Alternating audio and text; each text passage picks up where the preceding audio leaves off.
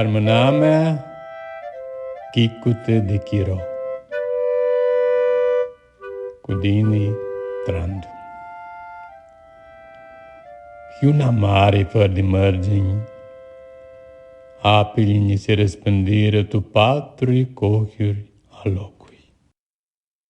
Și una mare fără de chimate, vimturi extrini la vinară și toate apă nică ți-ne-a rămase, pești ameli, mizi, adili. Și un munte ți bânează, mași tu cântic și tu permiti. Extrăi nechisară tu arină. Tu păltări, ninga ni se vede aoași de aco, toară de cărvângi de oi. Vecine cărlibanii, în drept hiptă, cum o-și așteaptă ticurarul, pirifană că vărvimt nu i-o putu. Ninga năsă, și-ne fluiară jilos, șuire pe vimt cânticul al belimace.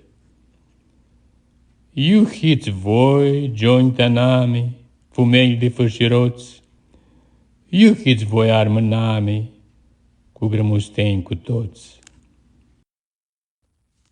Ama Pandisa nu vinea tiși când era îngrupată tu arină. Fluiara înapoi jilos și răpi vintul.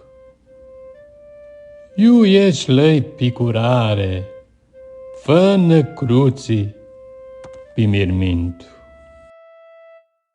Stora hiu mașună chicută de chiro. Hii mițân lăcări de păpăni ți ninga cură vitoclia nepoților. Hiu, nu mata știu ți hiu, zboară-li, ni se chirură tu arini.